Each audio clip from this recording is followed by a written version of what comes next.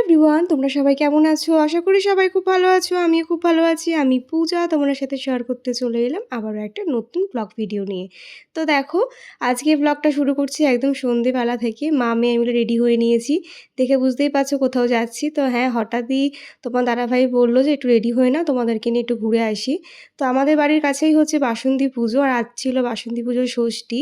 তাই কিন্তু তোমার দাদাভাই আজকে আ ডিউটি থেকে যেহেতু তাড়াতাড়ি চলে এসেছিল, তাই তোমার দাদাভাই বলল, "চলো একটু ঘুরিয়ে নিয়ে আসি।" তো যেমন ভাবা তেমন কাজ, তাই কিন্তু ৩ জনে মিলে বেরিয়ে পড়লাম। আর ডিসটেন্সটা কিন্তু বাড়ি থেকে একদমই কাছে। ওই হাঁটা পথে ৫ মিনিট, যেহেতু গাড়ি করে এসেছি তাই কিন্তু ১ মিনিটেই পৌঁছে গেছি। তো দেখো, আসতেই দেখি এখানে খুব সুন্দর করে লাইটিং করেছিল গেটটাতে। খুব সুন্দর লাগছিল বেশ দেখতে।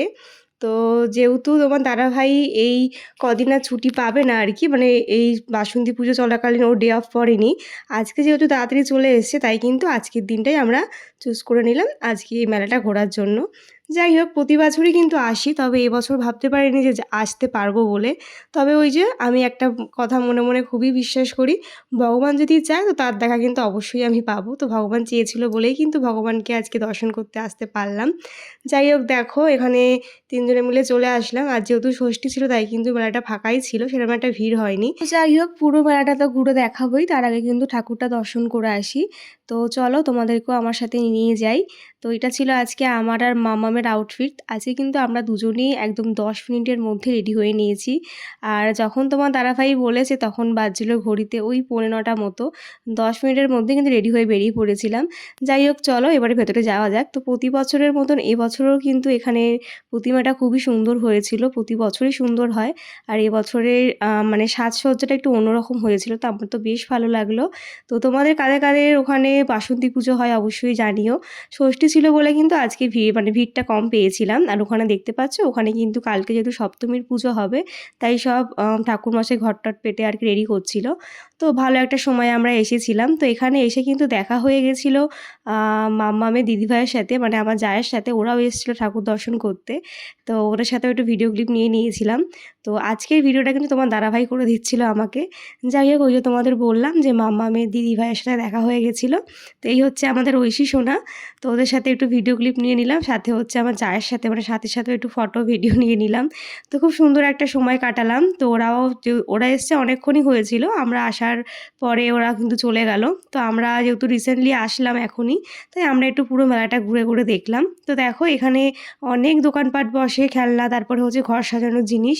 তো আমরা সেখান থেকে সেরকম কিছু একটা পারচেস করিনি। তো পাশে হচ্ছে একটা প্রোগ্রাম। আজকে কিন্তু উদ্বোধন হয়েছে। তো এখানে অনেক ছোট থেকে বড় সব বাচ্চারা নাচের প্রোগ্রাম হচ্ছিল। দেখতে বেশ ভালোই লাগছিল। সেটা একটু দাঁড়িয়ে, দাঁড়িয়ে দেখলাম তোমার দাদাভাই আর আমি মিলে। আর আমার না নাচ গান দেখতে খুব ভালোই লাগে। যেহেতু একটা সময় নিজেও মানে নাচের প্রোগ্রাম করতাম। তো এখন সেইগুলো দেখলে বেশ ভালো লাগে। সেই পুরোনো দিনের ছোটোবেলার কথাগুলো মনে পড়ে যায়। যাই হোক, বেশ ভালোই একটা সন্ধ্যা কাটালাম। তোমার দাদাভাই যে আমাকে আজকে মেলাতে নিয়ে আসবে সেটা ভাবতে পারিনি। তো মেলা ঘুরতে, ঘুরতে একটা জিনিস চোখে পড়লো। দেখো, এই কঙ্কালটা দেখে বেশ ভালো লাগলো। মাম্মামকে তো দেখালাম, কিন্তু সে তো এইসব জিনিস থেকে ভয়ই পায় না। যাই হোক, এখানে মাম্মামকে ওর পাপা বলছিল কী নেবে, ও দেখছিল।